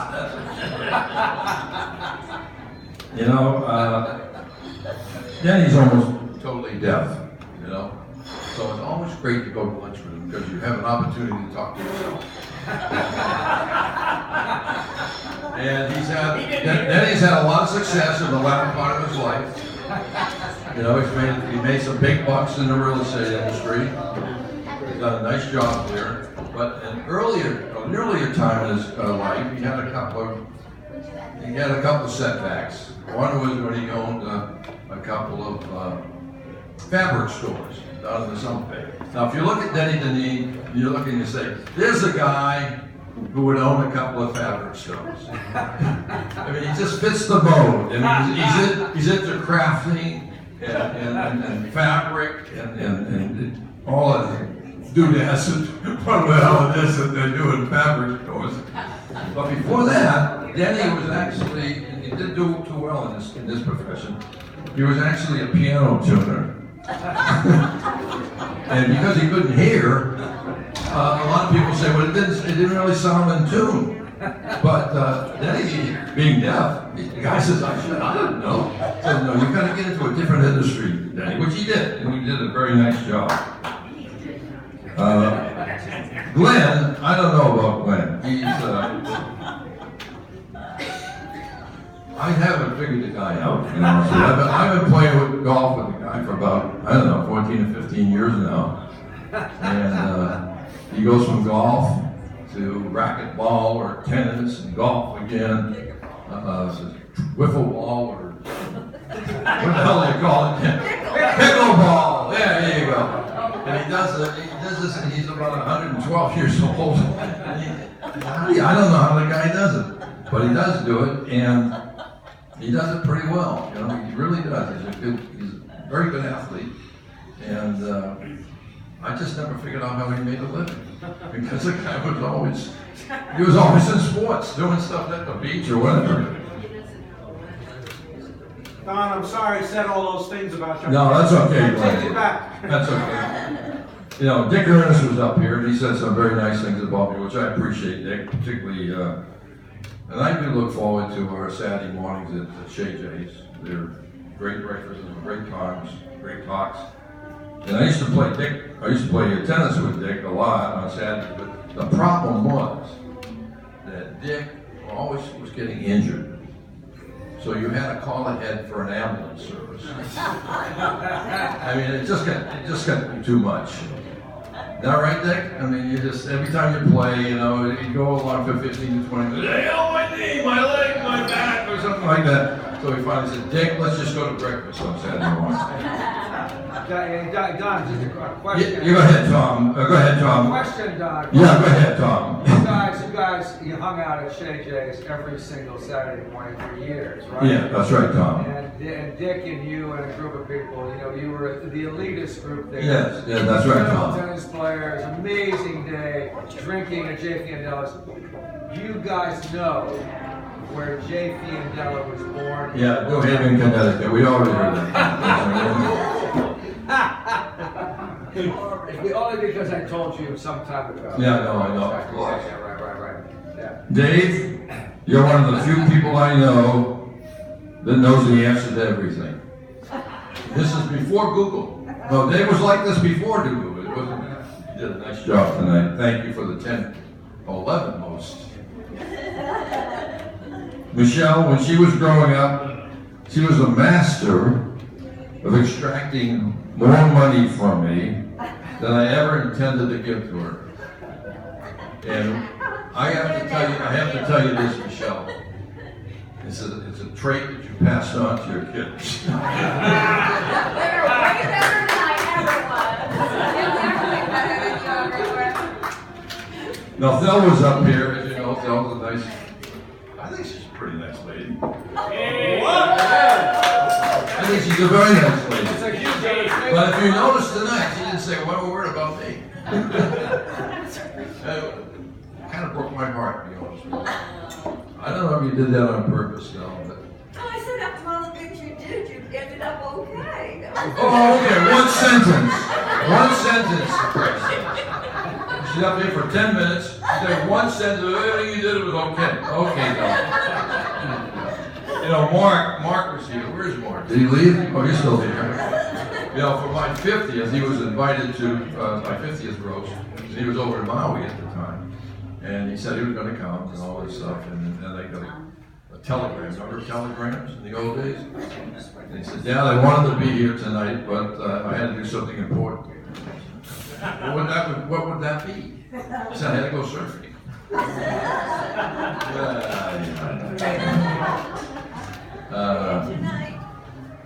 You know, Frank McGinnity, thank you for coming up here tonight. Where's Frank? Is he still here? Oh, there he is in the back there. You know, Frank, I don't know how many of you know this, but Frank is one of the founders and president of the Irish Historical Society. And Frank is always in a recruiting mode. So I don't know how many tonight have you been contacted by Frank. You'll be on his email list, newsletter list. And I told Frank earlier, I said, who gives a shit about you? Who gives a shit about your Irish Historical Society? Anyway, I want to end by just saying that when I watched the videos that Paige put together, I realized how fortunate I've been to reach 80. First of all, the average age of a man in America lives at 79. So just to make it to 80, almost 80, I'll be 82 more next time. That's a good accomplishment, and I've been blessed by so much. I mean, I had great health. Somebody mentioned earlier, I've been one night in the hospital my whole life, and didn't have any childhood diseases or anything like that, so I've been really, really grateful for that. And then I looked at the video, and I saw how many friends I've had that just didn't make it to 80, or have medical issues, like Judy Sykes Sherrill, who's just a great guy, and other people here who didn't come here tonight, who wanted to be here, or I wanted them to be here, but for one reason or another, like I say, medical issues, they just couldn't be here. So I'm very, very grateful for that. Secondly, I'm fortunate, I really feel, in fact, for most of us in this room, we're very fortunate to be born when we were born, and where we were born. I mean, I could have been born, and most of us in here could have been born in some Mexican village a couple 100 miles south of here, and what kind of a life would we have had? You know, uneducated parents, chance for education or upward mobility would have been practically nil. And I was born at a time, the end of the Depression years, in 1938. Nice, loving parents, no dysfunctionality. Had three brothers and a sister. We all got along. That's pretty cool, and pretty fortunate to be like that. My mom and dad my mom had a stay-at-home mom. My dad worked 6-7 days a week, but always had some food on the table or whatever we needed. Stressed education. I remember my dad saying many times, they can take everything else away from you, but they can't take away from what you know. So, you know, stress education, that's how you get ahead in the world. And he was right about that. He had two brothers. I have two brothers who went to MIT. I went to SC. Joyce went to Cal State, LA. Yeah, that's pretty good of somebody who never made more than $7,000 a year. Yeah. So fortunate, so grateful for that. And we grew up at a time where you could start a business for $4,000 or $5,000, and if you worked hard enough and fortunate enough, you could make a nice business out of it. And I started many businesses. Some of them worked, some of them didn't work. Thel was always behind me. Well, most of the time. Some of the time. Occasionally. Once or twice. Yeah, a few times. You can take your wife to dinner without spending $100 or more, remember? You can take your kids to a football game or a basketball game or a baseball game without spending a ton of money. You could go to college without spending $50,000 a year like my poor son-in-law and daughter have to spend for their kids. They could get out of college without owing $100,000 or whatever. I mean, we grew up at a fabulous time. We really did. At least I think that way. And most of the people in this room, I think, too. And finally, I had 3 loving kids, and you saw them up here tonight, and I think they all did a great job, particularly since they said nice things about me, right, Josh? No, they were great. And I'm so proud of them, and the grandkids. Danielle, who's in a graduate program in speech pathology at Arizona State, working with autistic kids and people who have speech problems. And Paige, who's a sophomore at Chapman, and she's going to be a great success. My kids are something I'm very, very proud of. My sister is very, very proud of them. It's family and friends. That's what the ball game is all about. And finally, I've had so many good friends over the years. Dennis, Tom, Ed, all you guys, Larry, Dick, even Jerry. I don't agree shit with the guy who turns politically, he's the right wing guy. But that's okay. He likes to drink, and he's one of the guys that irks.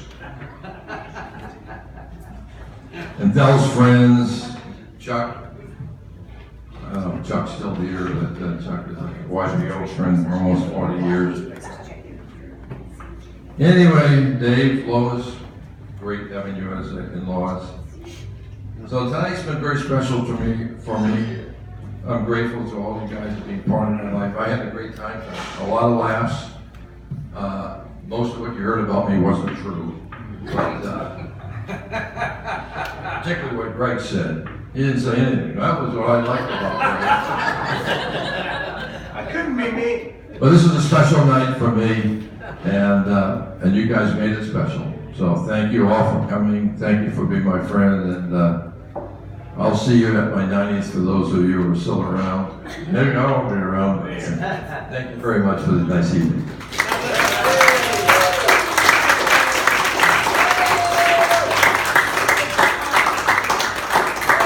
Everybody have a good time?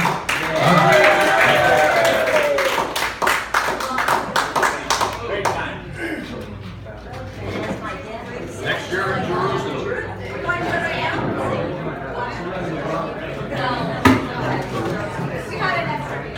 My sister just reminded me.